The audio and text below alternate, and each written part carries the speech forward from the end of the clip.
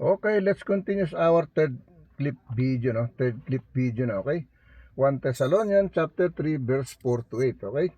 1 Thessalonians chapter 3 verse 4 to 8, okay? So yan wala tayong pang na i-prepare parang ngayong araw na to, no? Kasi hindi ako nakabili ng continuous ng July, but I prepare to get something in the first month of the year, no? Sa ating July 5, okay? Sa July 5, no? Kumuha ako sa pan-January, no? Sa araw na ito, kumbaga 5 rin, okay? Kumbaga January 5 I take it from January 5 to share it once again for today, no? This the holy 2026 July 5, no? The holy 7 months of July 5, okay? So I prepare to get 1 Thessalonians chapter 3 verse 4 to 8, no? Chapter 3 verse 4 to 8, okay? Now let me read this, okay? Verse 4 to 8, okay? Here is the verse. Verily, verily, it says verse 4 to 8. For verily, when we were with you, we told you before that we should suffer tribulation, even as it came to pass, and ye or you know, okay? Ano sinasabi, no? Ang sabi rito sa ating 1 Thessalonians, no? Chapter 3 verse 4 to 8, no? Sabi rito, for verily when we were with you, no, we told you before that we should suffer tribulation, even as it came to pass, and ye or you know, no? Verse 5, no? For this cause, when I could no longer forbear, I sent to you your faith, lest, no, by some means the temper have tempted, no, you, and our labor be in vain. Okay, verse 6, no? But now when Timothy came from you unto us and brought us God tidings of your faith and charity, and that we have good remembrance, no, as of always, no, as remembrance of us, no, remembrance of us always, desiring greatly to see us, no, as we also to see you, as we also to see you. Ibig sabihin, okay?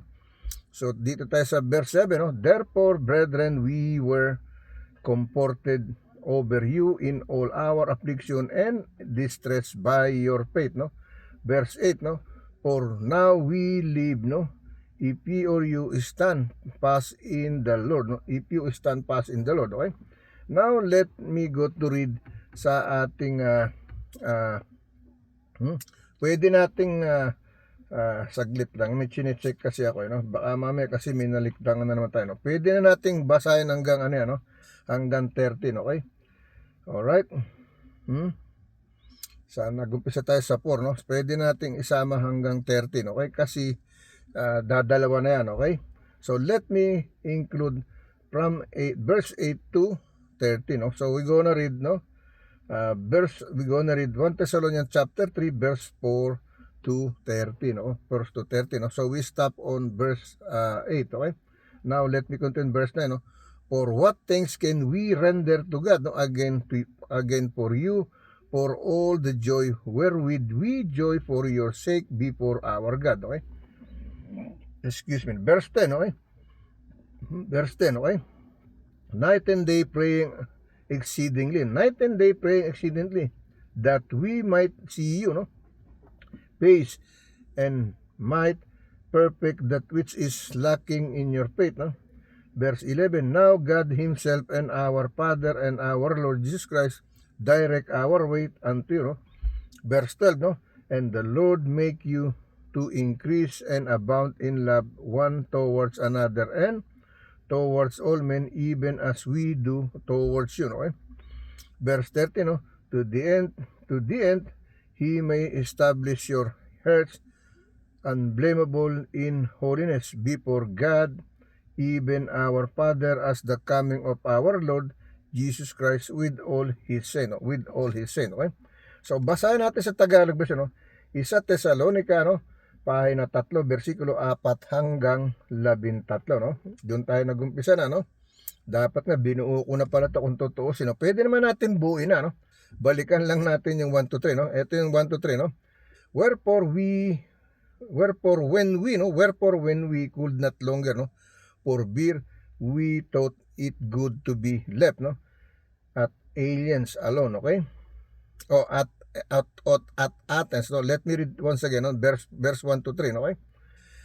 Wherefore, when we could no longer forbear, we thought it good to be left at Athens alone, okay? Verse 2, and sent Timothy, our brother and minister of God, and our fellow laborer in the gospel of Christ, to establish you and do comfort your concerning your faith, no, Verse 3, no, that no man should be moved by this affliction for yourself, known that we appointed thereof, no? Appointed thereof, tinalaga ka niya, ibig sabihin, okay? Now, basahin ngayon natin sa Tagalog version. So, ginawa natin, binuo na natin, no? Sa ating 1 Thessalonians chapter 3, verse 1 to 30 na, sinama ko na. Kasi because we have only 2 left scripture chapter verse, this third video, okay? So, I decided to read everything already, one chapter, okay? Isa mga taga Thessalonica, paya na 3, versikulo 1 hanggang 13, okay? Now, let me read in Tagalog version, okay? Kaya't nang hindi na kami makatiis ay minagaling naming maiwang nangag-iisa sa Atenas, okay? Sa Atenas, yung sinasabing Athens, okay? Versikulo 2, at aming sinugo si Timoteo, na aming kapatid at ministro ng Diyos sa Ebanghelyo ni Kristo, upang kayo'y kaniyang patibayin at aliwin tungkol sa inyong pananampalataya, okay? Versikulo 3, no, upang ang sino may huwag mabagabag, no, sa pamamagitan ng mga kapaghatian ito, sapagkat kayo rin, no, ay nangagkakaalam na itinalaga kami sa bagay na ito, no. Versikulo 4, no, sapagkat sa katotohanan ng kami ay kasama ninyo ay aming sinasabi ng una sa araw na inyo, no. Ang sabi ng versikulo 4, sapagkat sa katotohanan ng kami ay kasama ninyo ay aming sinasabi ng una sa inyo na kami ay mangagbabata ng kapighatian, gaya nga ng nangyayari at nalalaman ninyo, okay? Versikulo 5, no? Versikulo 5.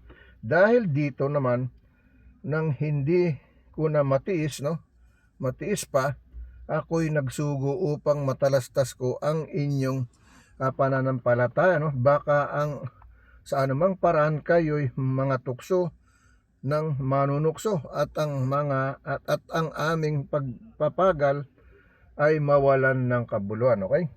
Pagpapagal, nagsasakripisyo tayo, tapos sasakmal ka, sakop ka sa isang maling damdamin, masisira, no? nawawala agad, okay?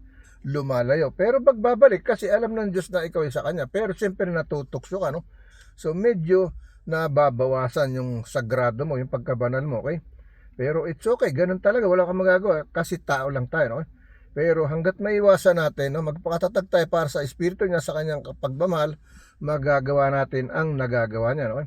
Sabi ng versikulo 6, no, dadapat ng si Timoteo ay dumating sa amin ngayon na buhat sa inyo, ay nagdala sa amin ng mabubuting balita tungkol sa inyong pananampalataya at pag-ibig, at laging kami na inaalalang mabuti ninyo na ninanasang makita na kami ng gaya naman namin sa inyo, no?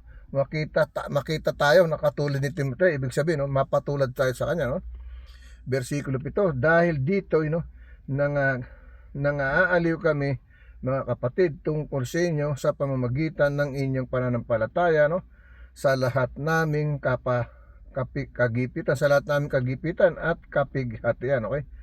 Versikulo 8, sapagkat ngayon ay nangabubuhay kami kung kayo'y nangagmamahalang matibay sa Panginoon, okay? Versikulo 9, sapagkat anong pasasalamat ang aming muling maibibigay sa Diyos dahil sa inyo, dahil sa harapan ng aming Diyos, okay? Versikulo 10, gabit araw ay dinadalangin naming buong ningas na aming makita ang inyong muka, ang aming malubos ang inyong pananampalataya, no?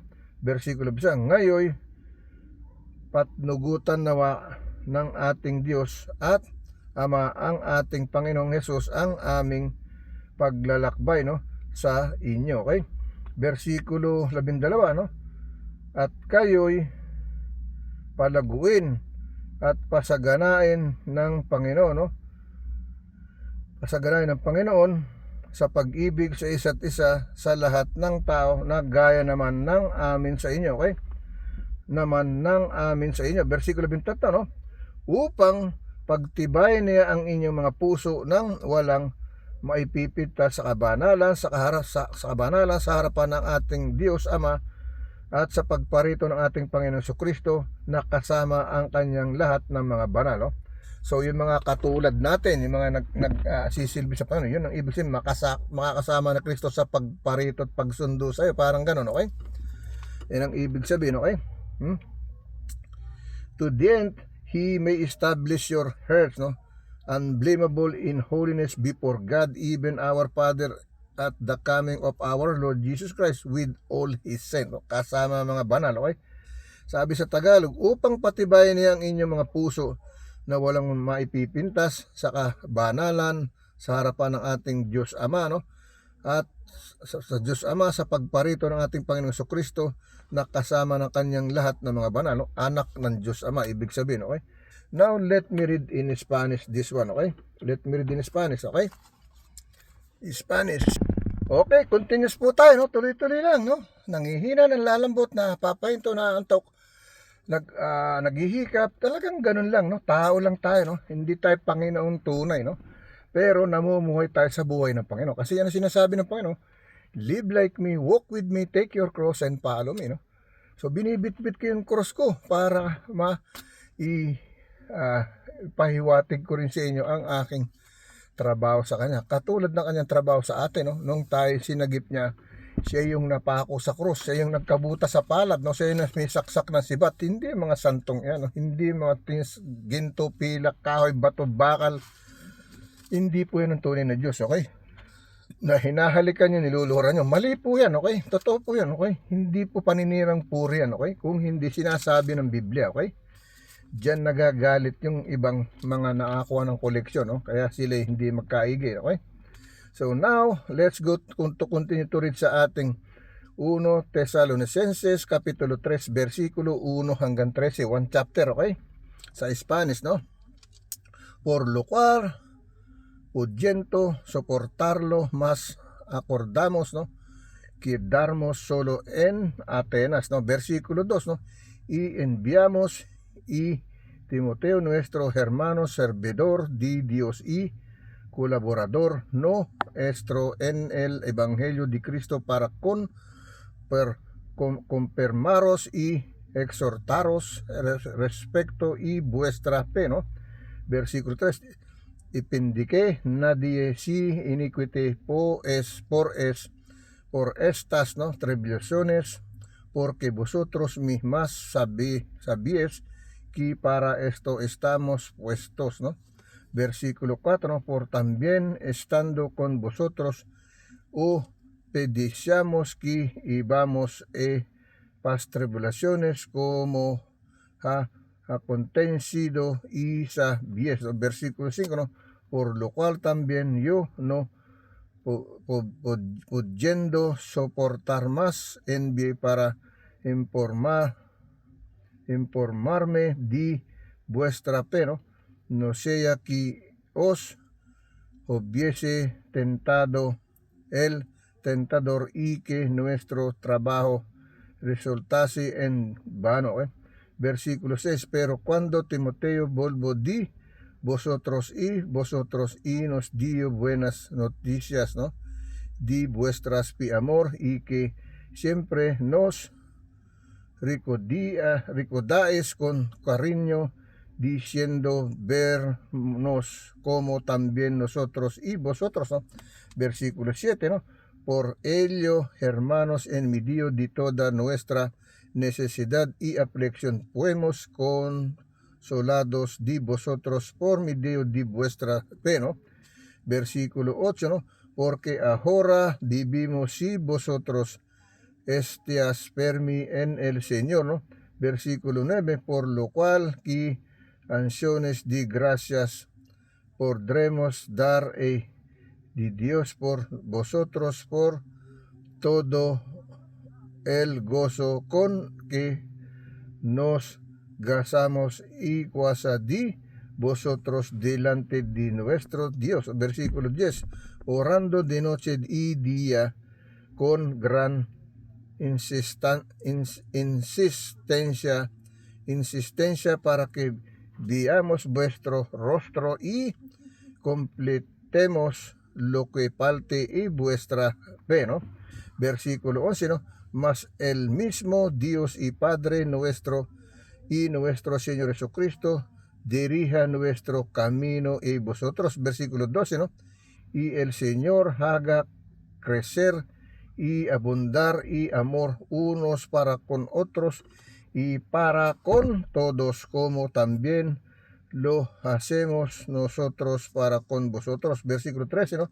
Para que sean afirmados vuestros corazones irresponsable en santidad di, ¿no? Santidad di, delante de Dios nuestro Padre en el venida de nuestro Señor Jesucristo con todos sus santos, okay?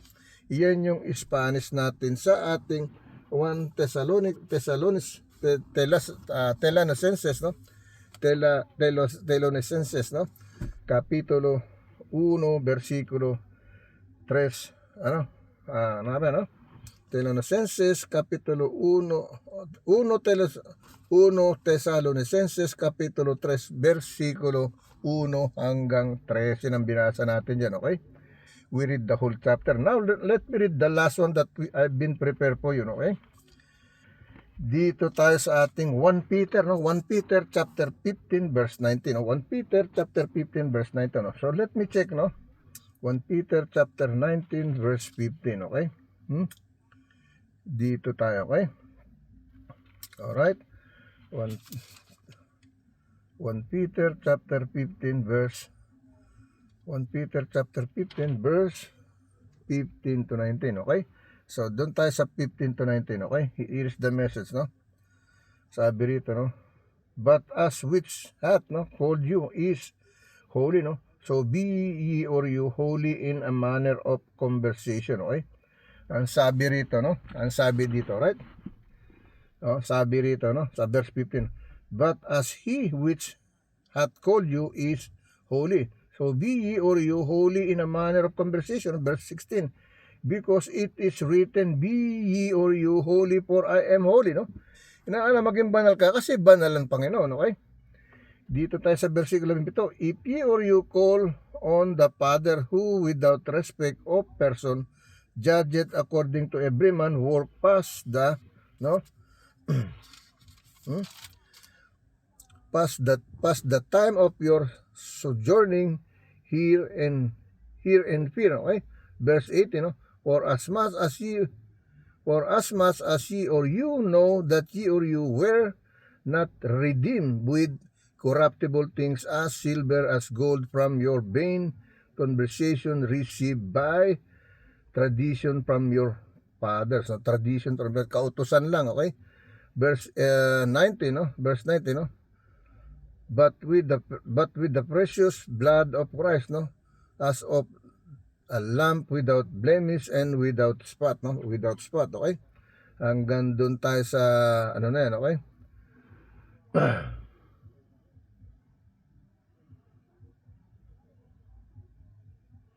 Sama natin yung verse 20 para ano, okay? Ang sabi ng verse 20, who verily was foreordained before the foundation of the world, but was manifest, no, in this last time for you. Manifest in this last time for you, okay? So, basahin natin. So, binasa natin dyan, no? 1 Peter chapter 1, verse 15 to 20, okay? Now, let me read in Tagalog version before we go to Spanish, okay? Tagalog version. Isa Pedro pa na isa, versikulo 15 hanggang 20, okay? Ngunit yamang banal ang sa inyo tumawag, ay mga banal naman kayo sa lahat ng paraan ng pamumuhay, okay? Kaya nga sinasabi niya, live like me, walk with me, take your cross and follow me. Sabi, mamuhay kang katulad ko, lumakad ka sa lakad ko, no? At bitbitin mo yung cross, sumunod ka sa akin. So, ibig sabihin, magsakripisyo ka. Pagsakripisyo mo kapwa-tao, katulad ng pagsasakripisyo niya, okay? Alright, yan, ibig sabihin, iligtas mo rin sila, okay? Ibig sabihin, no? Katulad ng pagliligtas ko sa iyo at sa kanilang lahat, okay? Yan ang ibig sabihin, walk with me, live like me, take your cross and follow me, no? Walang basta makakasunod yan. May sumusunod ng gagamot, sari-sari ang ginagawa nila, no? Tumutulong, no? Kawang gawa, pero wala, no? God said He put you in the weight of balance, no? Poor and rich is still not enough for Him, okay? Yan ang sinasabi, hindi kulang pa rin, okay? Hindi, walang gusto, kasi lahat may kasalanan, lahat nagkakamali, no? Lahat natutokso, no? But He didn't say you cannot live like Him or walk with Him, take your cross and follow. Hindi niya pinagbabawal yun, okay? Hindi niya sinabi na wag kang sumunod sa akin, sa akin lakad, no? Huwag kang mamuhay katulad ko kasi mahihirapan ka. Hindi yan sinasabi, no? But He made us free, no? So it's up to us. If I live like Him, walk with Him, take my cross and follow Him, that it's me, not to everyone, no? Because it said, you are my friends, no? You are not my slave, I make you free. Ginawa ko kayo malaya, hindi para maging sunod-sunuran sa akin o ano man. Binigyan ko kayo ng kalaan, pero tandaan niyo, katulad sinabi kay Adam and Eve, no? You can eat everything but don't eat this. Even touch this. Hawakan ito, wag mong hawakan, no? Ganon din tayo, okay? Ganon din ang ibig sabihin sa atin, okay? Sumunod tayo sa lakad niya kung ibig natin, kung hindi, hindi, no? Pero sabi nga niya, iwasan mo magkasala, no? Huwag kang kumain ng pagkain na hindi talaga pagkain ng katawan, no? This gospel word is the food of our body, no? The food inside, outside, our water, our shower, our everything in our body, in our human flesh to cleanse our body and soul, no? Sa ating body and soul, sa ating Holy Ghost, sa ating kaluluwa. Kasi Holy Ghost, kaluluwa, kasi tao tayo, hindi tayo santo na hindi tayo nagkasala katulad ng ating mahal na Panginoong Jesucristo, ng Ama at Espiritu Santo na walang kasalanan, no? Pero tayo binigyan ng Espiritu pero naging makasalanan tayo dahil kay amang Adan at inang Eva. Yan ang nangyari sa atin, okay? That's why we cannot be a Holy Spirit one. But we can invite the Holy Spirit to dwell in us, to live in our human flesh, in our immortal body, as a truly Spirit of God, okay? Then live like holy because He is holy, no? It says here, no? Ang sabi sa verse 15, no? Verse 15, but as which hath called you as holy, so be ye or you holy in all manner of conversation. Verse 16, because it's written, be ye or you holy, for I am holy, no?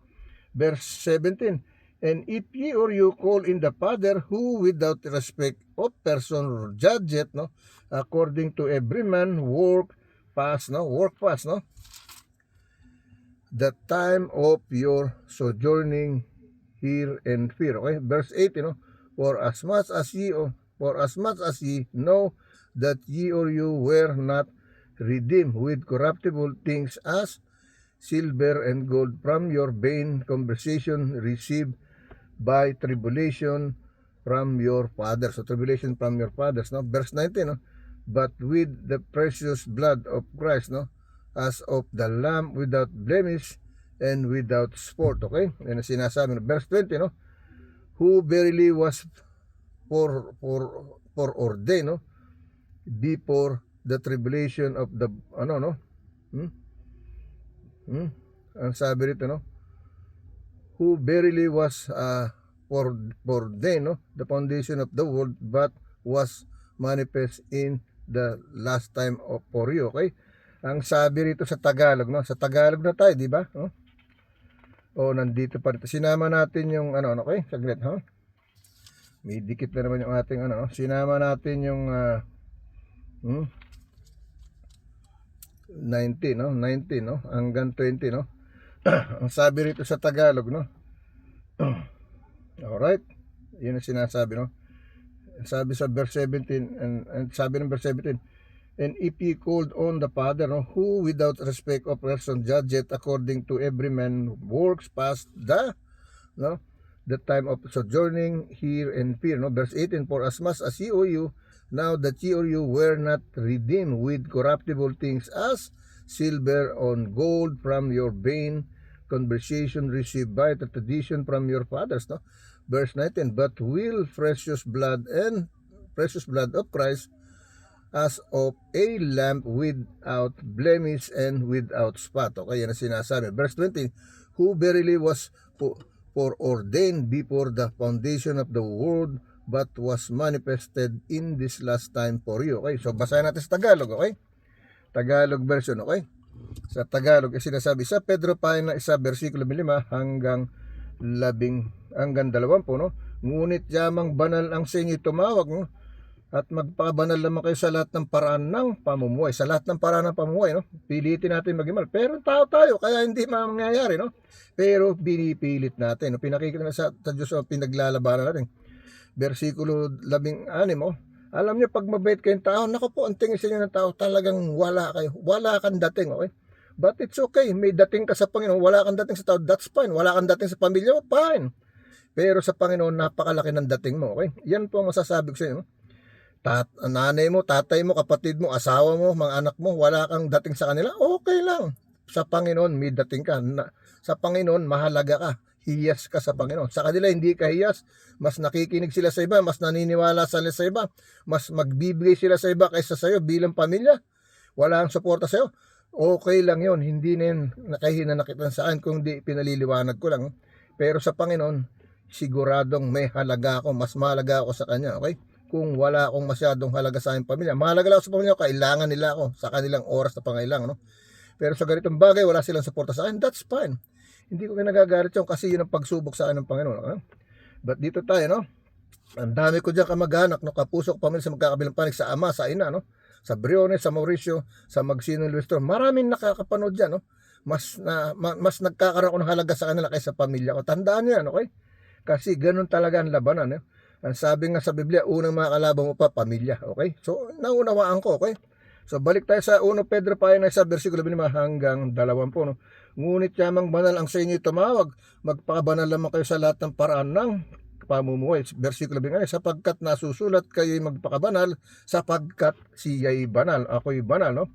Versikulo 20, at kung inyong tinatawagan ng Ama siyang walang tinatanging tao, na humahatol ayon sa gawa ng bawat isa, ay gugulin ninyo ang takot, no, sa panahon ng inyong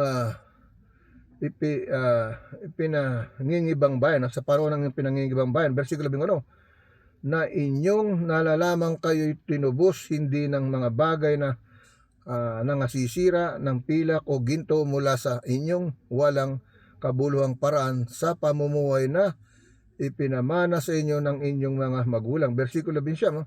Kundi sa mahalagang dugo gaya ng korderong walang kapintasan at walang dungis sa makatuwid bagay, ang dugo ni Kristo, no? Versikulo 20, na nakilala nga ng una bago itinatag ang sanlibutan, ngunit inihayag sa mga huling panahon dahil sa inyo. Okay? Inihayag sa panahon ng dahil sa atin. Okay? Now, let me read this in Spanish, okay? Let me read in Spanish. Okay, let me read in Spanish, no? Sa ating 1 Pedro Kapitulo 1, ano? 1 Pedro Kapitulo 1, 1 Pedro Kapitulo 1, 15 hanggang 20, no? 15 hanggang 20, okay? Here is in Spanish, no? Sinasabi rito, no? 15 hanggang 20. Sino como aquel que os ilamo es santo, sed también vosotros santos en toda vuestra manera de vivir, ¿no? Versículo 16, porque escrito está, sed santos, ¿no? Porque yo soy santo. Versículo 17, y si invocáis por Padre aquel que sin acepción de personas juzga según la obra de cada uno, conducios, ¿no? Conducios, ¿no? En temor todo el tiempo de vuestra peregrinación, ¿ok? Versículo 18, sabiendo que fuisteis rescatados de vuestra vana manera de vivir, la cual recibisteis de vuestros padres, no con cosas, ¿no? Con corruptibles como oro y plata, ¿ok? Versículo 19, ¿no? Sino con la sangre preciosa di Cristo como di un cordero sin mancha y sin contaminación, ¿no? Contaminación, versículo 20, ¿no? Y destinado desde antes de la fundación del mundo, pero manifestado en los postreros, ¿no? Postreros tiempos por amor de vosotros, okay? Ang sinasabi, no? Sabi sa English, verily was foreordained before the foundation of the world, but was manifested in these last times for you, no? Manifested in this last time for you, no? Now, closing prayer na tayo, no? Closing prayer, no? Okay? Lord God, once again, here I am again to thank you, Lord God, for guiding me, no? If I become weak before, no? Now, become better and better because of you, Lord God. I know that temptation is there, no, to trying to make me weak, but you are there to make me strong, stand still, steadfast, not to be ashamed, to be brave, to spread your holy gospel, word of God, from the holy sacrament of book of Bible, Lord God. Lord, may you guide me, protect me, make me safe, healthy, strong, give me more wisdom and knowledge, no, not to be ashamed, but to be brave, no, and strong, no, and holy by your holiness, no, as my Father, as your Son, as the brother of our Lord Jesus Christ, the Lord God Jesus Christ, your Son, with your Holy Spirit, with my Holy Ghost together. You said, walk with you, live like you, take my cross and follow. And I did, Lord. And I hope other people, they do the same thing the way I do. Thank you for calling me. Thank you for guiding me. Give me more wisdom and knowledge and strength and faith and belief to you, Lord God, to fulfill your godliness. In your holy mighty name, Jesus, amen. Lord, comfort all in the victim of wars, in the middle of wars, also in the earthquake, flood, fire, etc., etc., Lord God.